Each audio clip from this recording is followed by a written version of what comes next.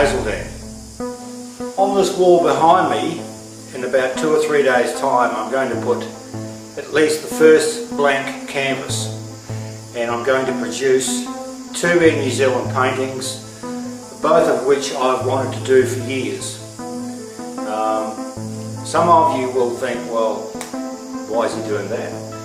Well, I used to work for the airline 20 years ago, for about 17 years prior to that, and it's something that I've always wanted to do, to give back to the airline something that possibly inspires them, but certainly inspires me, and to thank them for being, well, the airline that they are. Fantastic little airline.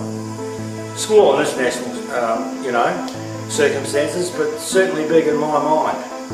But these 2 paintings that I'm about to start are a message from me, and a thank you.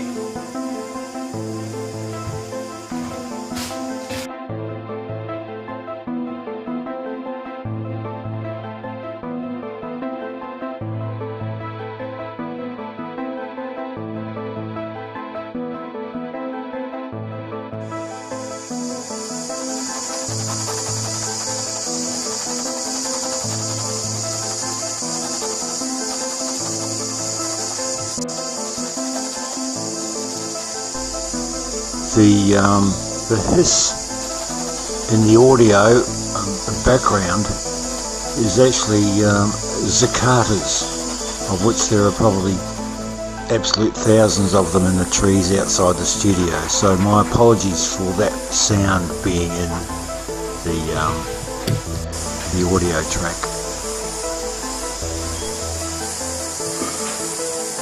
Now the process is going to take me 2 to 3, maybe 4 weeks. But these are some shots and some imagery regarding the processes that I went through to put these 2 paintings together. This is a tale that took me absolute ages. They're working off that photograph from up the top there. It's just, oh, you make an error, you go back. You make another mistake, you go back. But in the end, and painting like this is it's a patience thing. This is very tricky. I think this tale's probably going to take me all day,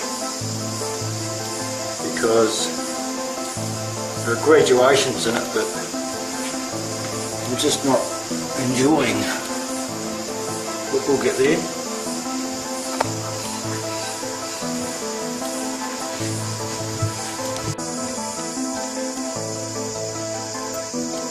Well, I think it's coming along okay. But I'm 3 hours later, and I'm not sure I can. Oh, look, it'll come good.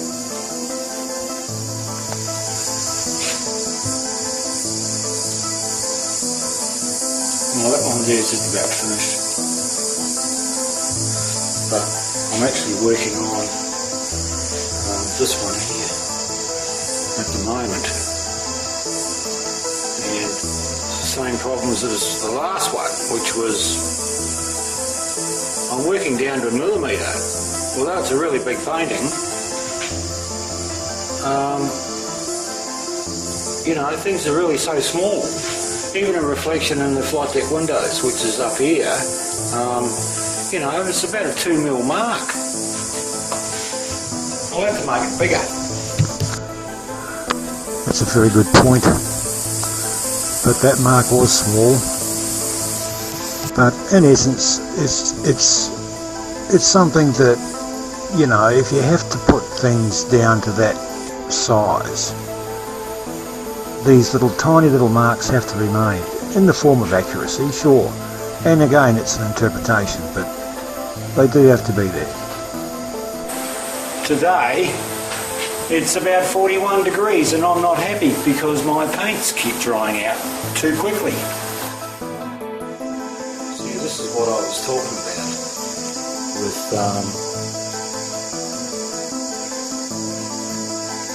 the really fine marks, and again I'm working down to 1 or 2 mil brush strokes, because the trees on the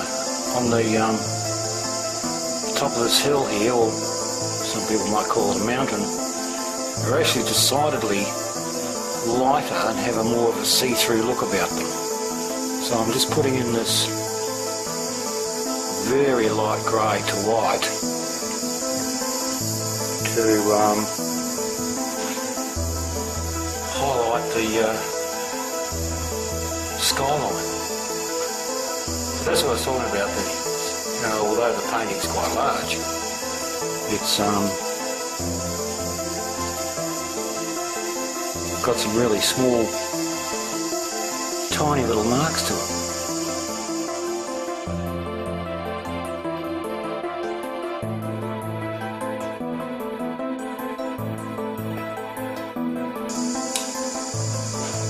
Well, that, as you can see, is, well, it's that. Completed. Nearly 3 weeks. Completely enjoyable. You kind of have to realise when to stop. I could keep going on this, but I run the risk of making an error and then having to correct it. But it's been fantastic, and all I have to do now is start the Keri Keri painting, and as far as the purists go on this, a little bit higher would be great.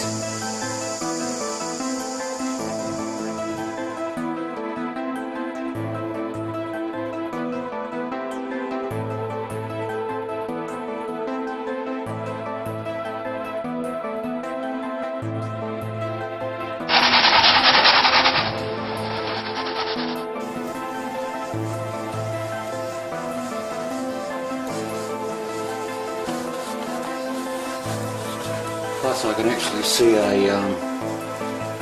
pencil lines through there. This area here is way over in the horizon, so I've got to bring that colour, the horizon colours, which are very, very light, I've got to bring them down, way down here into the painting, bottom right hand corner, where it gets gradually lighter or darker depending on which way you're looking at it. So the little bays of the inlets from around Keri Keri, they've got to be brought into perspective in a graduated way as well. These are little islands that frequent the bay around Keri Keri that are just far too numerous to mention, but Keri Keri is actually down in here. Can't see it, but now we're really getting into the big stuff here.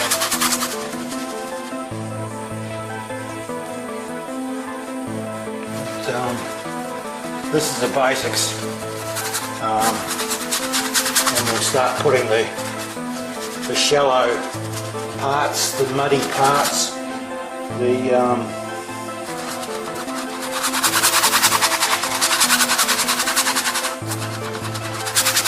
parts of the water that's being disturbed by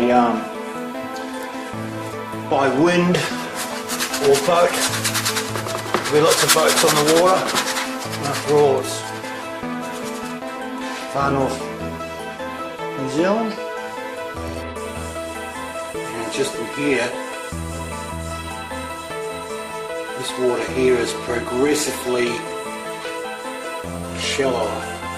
So as it gets up to these white areas, which are hills and parts of the land, water, as it gets closer to the beach sort of thing, becomes a different colour because it's shallower. And as it gets closer to the beach, it's even, well, it's sandy, which is kind of this colour. Now I've been getting through this quite quickly. It's been about a week though, which is quite quick. And I'm just putting in the, you see how much I've done there. I'm just putting in some low cloud, which actually sits on the horizon, but I'm bringing it directly to me. because at the moment it's actually in line of sight to the horizon. So these little islands over here have to be partially covered over. You know, just down in here, I'm adding little white dots that could be reflections from people's homes, buildings of some sort. Just little white dots indicating a reflection off a roof or something like that. But I don't want to overemphasize this area too much. It's only brush strokes with paint on the end of it. And, you know, I mean, okay, that's what painting is, but I don't want to highlight it too much because I don't want to take away the emphasis of a dirty great big aeroplane going to be right in the middle. Well, that's pretty much it. I think it's okay. I'll wait and see when I get the aeroplane on.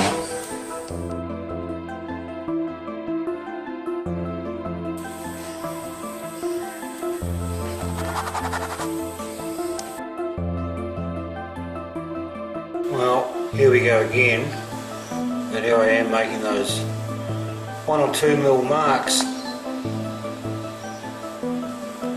up on the tail here. That's got to be done. But after about 3 weeks of detailed explanation and hard work, I'm now able to showcase this painting just like the other one.